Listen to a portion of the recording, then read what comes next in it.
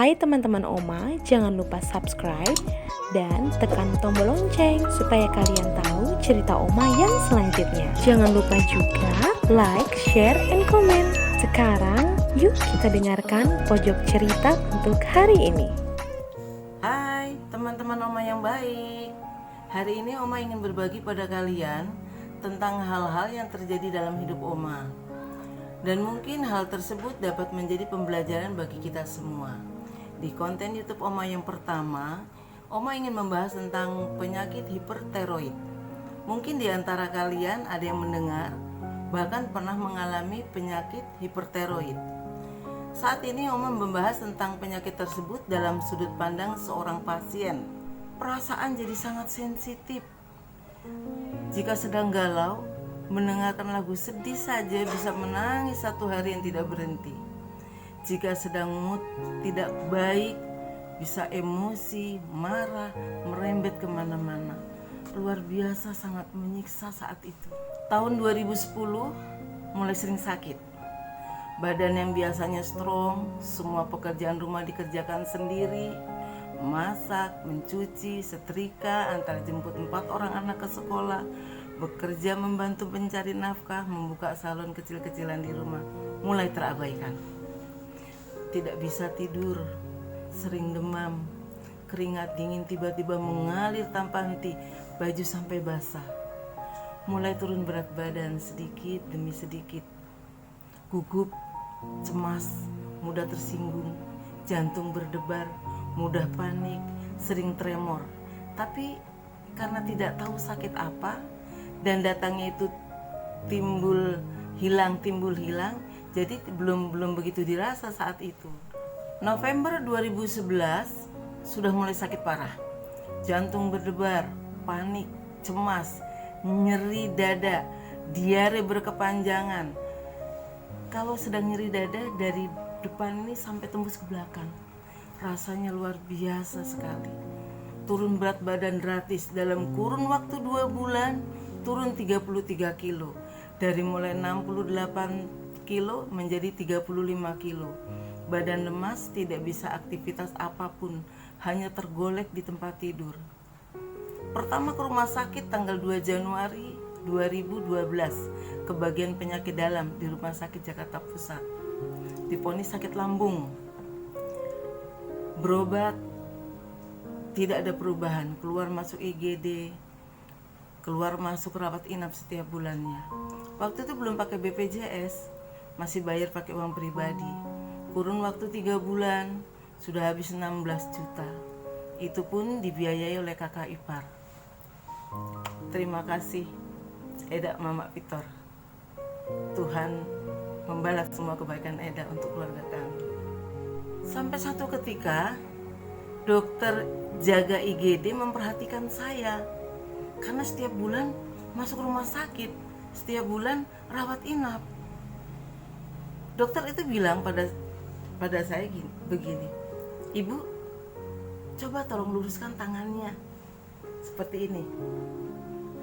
Beliau meletakkan kertas tipis di atas tangan saya.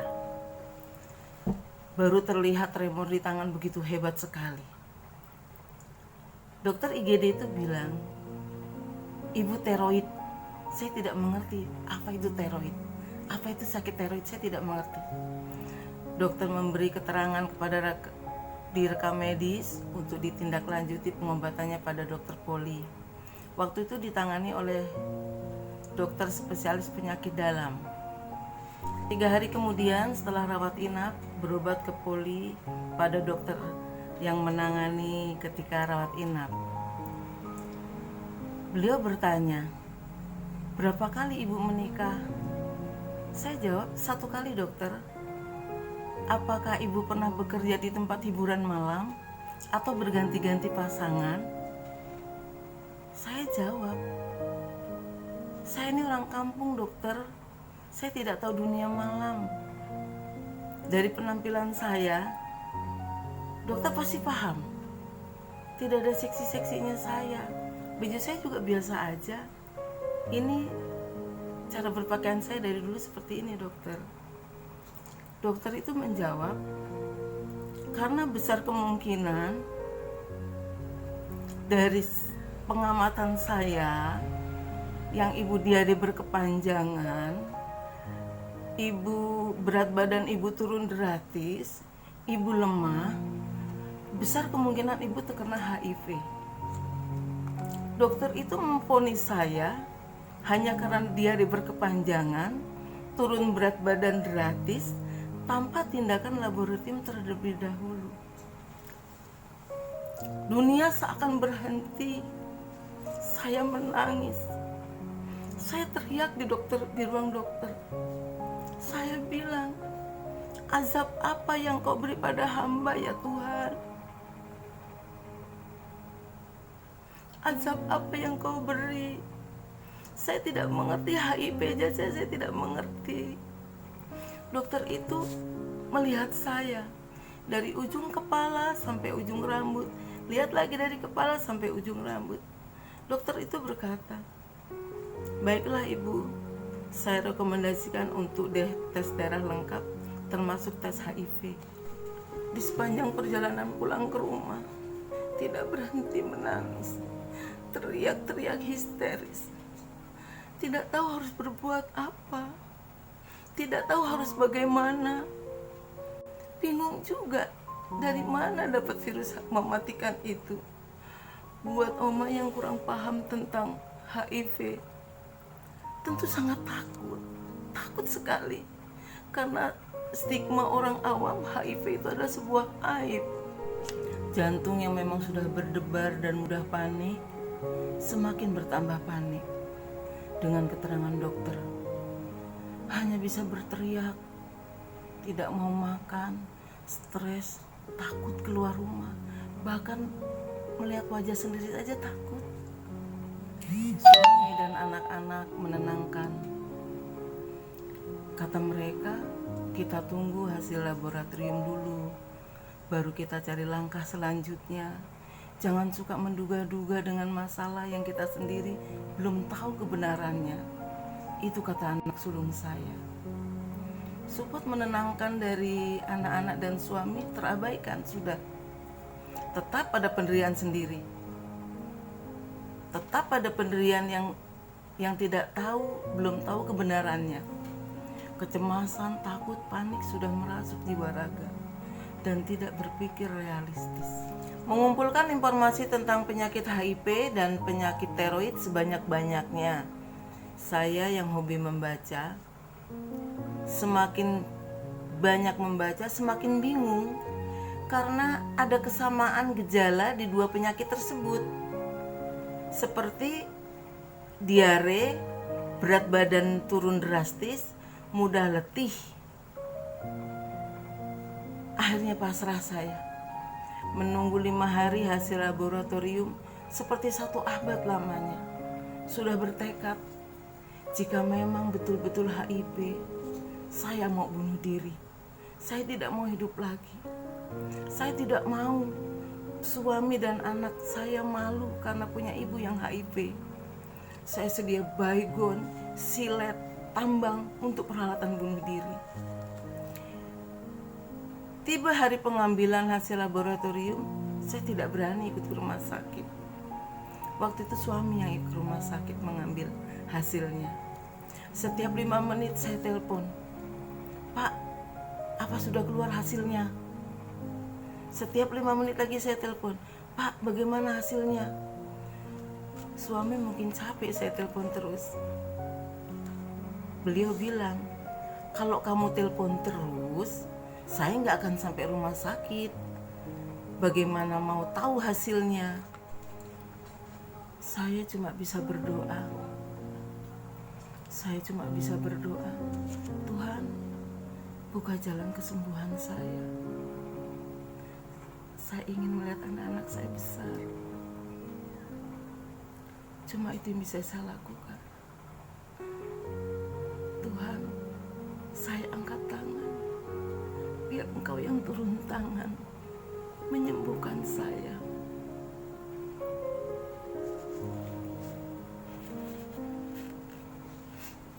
Tiga jam kemudian suami memberitahukan bahwa hasil lab HIV saya negatif. Seperti dapat mukjizat, saya berteriak di depan rumah, "Terima kasih Tuhan, terima kasih Tuhan, Engkau sangat baik, teramat baik bagiku." Tetangga berdatangan, heran melihat saya teriak-teriak. "Ada apa Oma teriak-teriak?" 2 hari kemudian saya pergi ke poli penyakit dalam untuk mengetahui sebetulnya saya sakit apa. Dokter memvonis saya hipertiroid aktif. Karena tiroid sudah menjalar ke jantung, tidak memungkinkan untuk operasi. Jadi saya divonis minum obat seumur hidup. Dokter memberi obat saya propiltiouracil atau lebih dikenal dengan PTU. Kalau yang sakit tiroid pasti mengerti itu PTU. Dikasih PTU dengan dosis 100 mg, diminum 2 kali 3 sehari sesudah makan. Saya juga dibeli lansoprazol obat lambung, diminum 2 kali 1 kapsul pagi dan sore. Dan saya juga dibeli obat sirup Impepsa 3 kali 1 sendok takar sehari sebelum makan.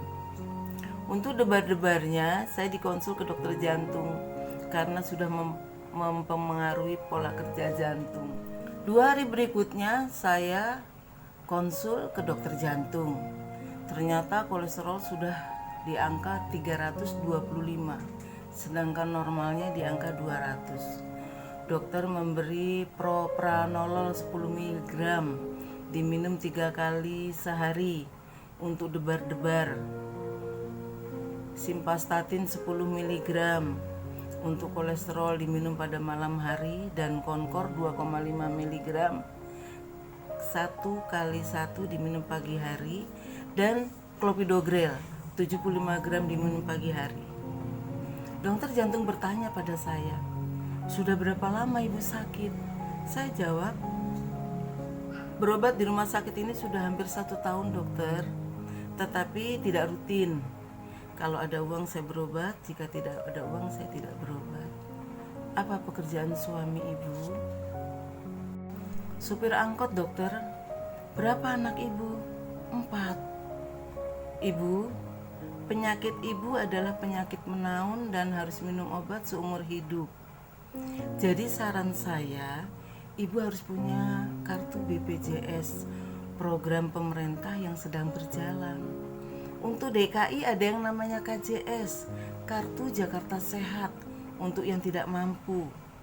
Ibu harus buat kartu itu untuk meringankan beban." Ujar dokter jantung itu pada saya. "Tapi dokter, program KJS itu sudah ditutup pendaftarannya. Saya sudah pernah mengurus melalui RT, dan RT bilang pada saya kalau kartunya sudah akan keluar dan sudah akan dibagikan kepada masyarakat. Jadi saya tidak bisa buat kartu KJS. Kalau untuk bikin kartu BPJS, kami takut tidak mampu membayar setiap bulannya." Itu kata saya. Dokter membuatkan surat pengantar untuk pembuatan KJS. Bersyukur pada Tuhan, begitu banyak kemudahan dalam mengurus pembuatan KJS. 2 minggu kemudian kami sekeluarga sudah mempunyai kartu KJS. Berarti bisa berobat, rawat inap secara gratis. Semakin semangat untuk sembuh. Terima kasih Pak Dokter spesialis jantung yang tidak bisa saya sebut namanya. Doa terbaik kami panjatkan untuk Bapak dan keluarga. Dimudahkan rezekinya, disehatkan jiwa raganya, dilancarkan semua urusannya. Kebaikan Bapak akan dibalas oleh Tuhan 1000 kali lipat. Amin. Penyakit ini sering terjadi pada wanita dan bukan penyakit menular. Kelenjar tiroid terdapat di leher. Ini kelihatan punya Oma kan? Bentuknya seperti kupu-kupu, berfungsi untuk menghasilkan hormon tiroid dan mengatur metabolisme tubuh. Hipotiroidisme adalah penyakit tiroid yang menghasilkan hormon tiroid sedikit. Hipertiroidisme adalah penyakit tiroid yang menghasilkan hormon tiroid banyak. Penyebab penyakit tiroid berbeda-beda, tergantung jenisnya.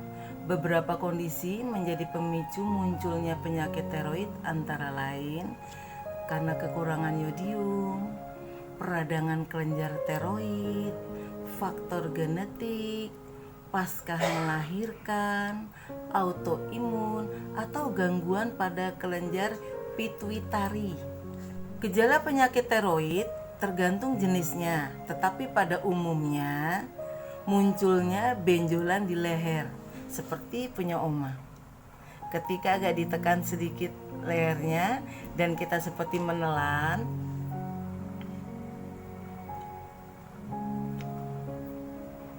kelihatan kan? Seperti ada bakso yang naik turun di leher kita, dan punya Oma sudah besar sekali. Obat PTU itu gunanya, terapi obat PTU itu gunanya untuk menangani gejala keringat yang berlebih, karena penderita tiroid biasanya keringatnya lebih banyak daripada orang normal pada umumnya. Untuk menangani gejala keringat berlebih, berat badan menurun, mudah emosi, pembesaran kelenjar tiroid, serta tremor. Itu terapi untuk pasien tiroid PTU, itu gunanya obatnya. Ketika minum obat berjalan 1 bulan, tiba-tiba pingsan, kaki bengkak, mudah capek, berjalan sedikit ngos-ngosan, sesak napas, jantung berdebar 24 jam, tidak bisa bergerak, untuk makan, minum, ganti baju, ke belakang harus ada yang bantu. Kembali dirawat inap selama 7 hari. Setelah 7 hari pulang. Baru sampai di rumah 3 jam, ada yang aneh di mata, telapak tangan, seluruh badan kuning semua. Bicara sudah melantur kemana-mana, badan lemas, sudah nggak tahu bagaimana rasanya. Akhirnya hari itu dibawa kembali lagi ke rumah sakit, dirawat 10 hari dirawat. Hasil laboratorium, karena obat PTU yang pemakaiannya agak berlebih.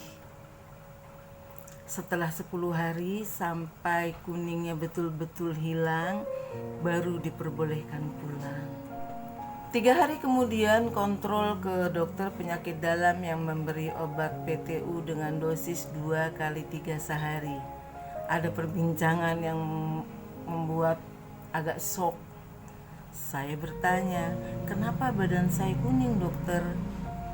Dokter itu tidak menjawab pertanyaan saya, tapi dia bertanya kepada saya, berapa ibu minum obat PTU sehari? Kaget sekali. Pasien minum obat berdasarkan anjuran dokter. Mana berani saya minum obat pakai aturan sendiri. Obat itu kan bahan kimia yang harus pas pemakaiannya. Saya bilang sama dokter itu, yang memvonis saya sakit hipertiroid aktif itu dokter. Yang pertama kali memberi PTU dan dosisnya juga dokter. Kalau dokter bertanya siapa yang suruh minum obat PTU 2 kali 3 sehari, saya harus jawab apa? Saya bilang begitu. Dokter itu diam. Terus dia berkata, ya sudah, mulai hari ini minum obat 1 kali 3. Keluar dari ruang dokter itu, sedih saya. Ingin menangis rasanya. Tetapi saya harus sabar, karena kesembuhan itu ada karena keikhlasan. Pasti ada alasan dokter memberi obat dengan dosis itu. Mungkin karena tiroid di badan saya saat waktu itu sudah memburuk sekali. Itu penghiburan buat saya, kata-kata positif yang selalu saya tanamkan dalam diri saya, agar saya tidak menyalahkan siapa-siapa. Karena sampai saat di tempat ini sudah bersyukur saya sudah banyak yang bantu. Berikhtiar untuk sembuh harus sabar, berpikir positif, Bukankah minum obat itu tidak seperti makan cabai? Begitu dimakan, pedas. Ada penghiburan, berobat sudah gratis, paling tidak hanya memikirkan untuk beli bensin motor dan untuk parkir. Sekalipun tidak punya uang untuk jajan, masih bisa pergi ke rumah sakit.